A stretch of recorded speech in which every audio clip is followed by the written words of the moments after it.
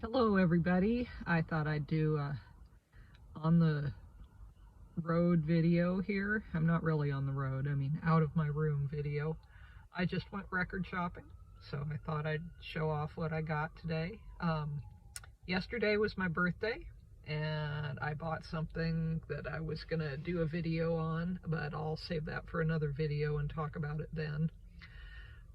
Well, I mean, I bought a guitar, but I just also went and got a coupon for 15% off from Half Price Books, which I love shopping at. So that gave me an excuse to go get some CDs for my quote unquote birthday the next day. So I thought I'd show you what I got. The guitar I got is one that is used by the Black Keys.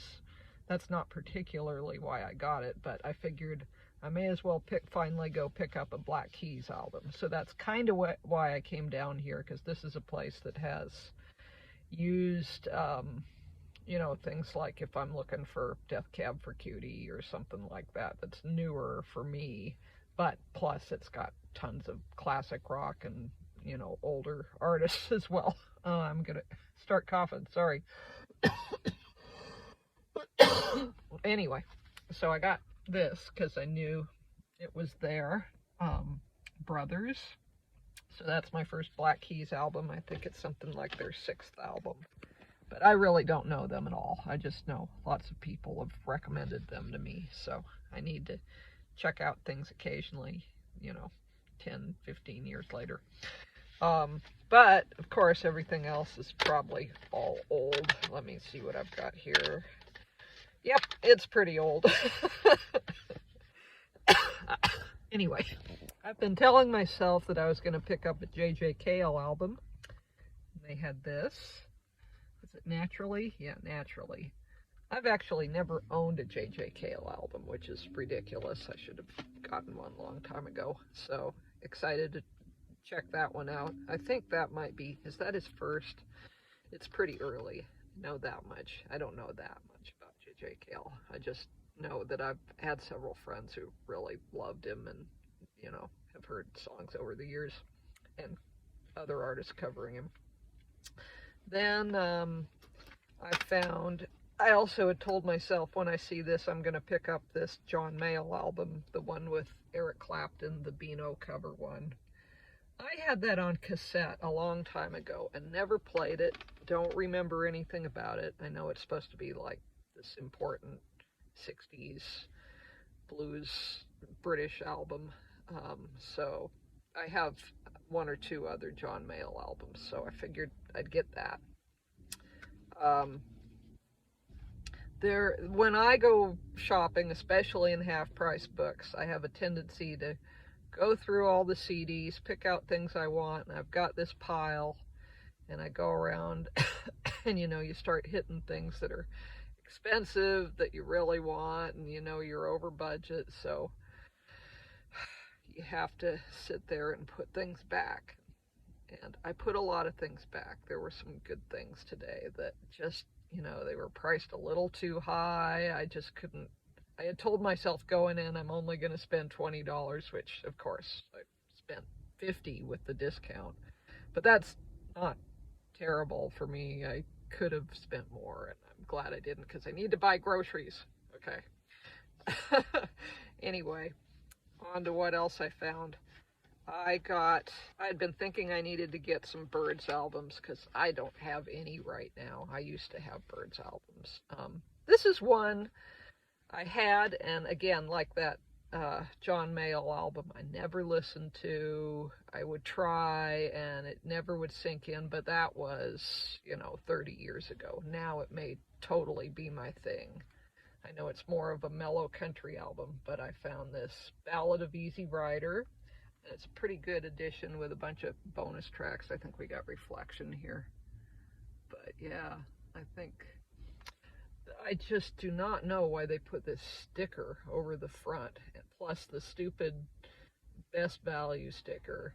Plus, I was peeling off about 3 other stickers from the store, so stickers suck.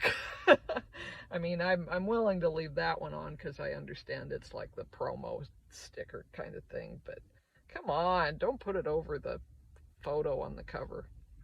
Anyway, I was excited to get that.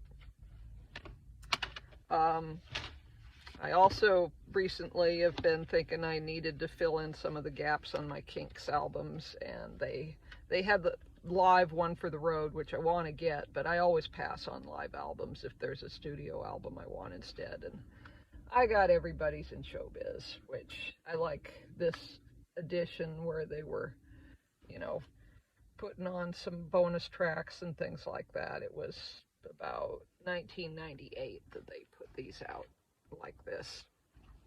So glad to get that. That has Celluloid Heroes, and you know, overall it's not as strong of a Kinks album as some, but you know, it's one I should have. Then I was thrilled to find this deluxe Who Sing My Generation package. You know, I should have all these, but I don't.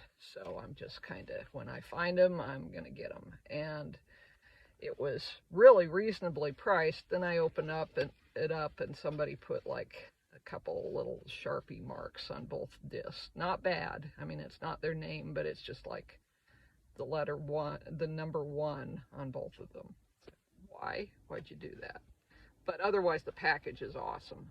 So yay, I'm so glad to get this. And it was $8. So that was a deal.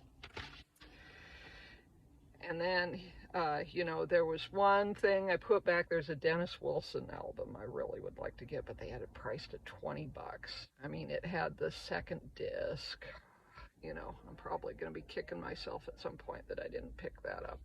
And there was a Zombies collection, and I was kind of telling myself I wanted to get like a Zombies thing, but again, that was up around 14 or something that I bet I'll find it again later. There were a couple other things, but this is what I wound up getting. So, hey, Sam St. John, check it out. I got the Rhino John Prine collection, which is from like 1993, so it's an older one. But I have, you know, a couple of the earlier albums, so this is really nice for me. This fills in a lot of that stuff until I find other albums. So I was, you know, once I found this, I started putting things back. So that was my record shopping day. The other thing, for my birthday, I saw my friend Rob yesterday. He had gotten a box set of Golden Earrings studio albums, like all of them. So, well, actually, no, he had a friend copy them for him. So he banged me off some, you know, discs of particular albums. So he gave me, I think, about like 1969 up through Moontan. I already have Moontan in, you know, copies of those albums. And then he copied a covers album they did from about 1994 or 5 that was really good. We sat there and listened to it yesterday, and I was really impressed because it was a really random group of covers, and it was a strong covers album, which you don't always find. Most of the time covers albums are kind of like a waste of time, but it was both reverential and good, and you know, they're kind of a little bombastic, overblown, but it kind of worked with almost all of the songs they picked. And it was kind of a weird batch of songs. I mean, classic rock songs, but then there'd be like a Chris Spedding song, and I mean, I was really impressed. So I'm gonna enjoy hearing that album again. I'll have to look up the name of it, but Rob's been on a big Golden Earring kick, and Moontan came out reissued, so I may show Moontan later, because I did buy that a couple weeks ago. And I bought another one as well that he wound up copying for me, because he didn't know I had it. But Golden Earring. Okay, I think that's my record shopping video day. Have a good day, everybody. I am now 55. That's what I should do. I should go play the Minutemen's double nickels on the dime. Do you guys know about that? I like the Minutemen. I like Husker Du, Minutemen.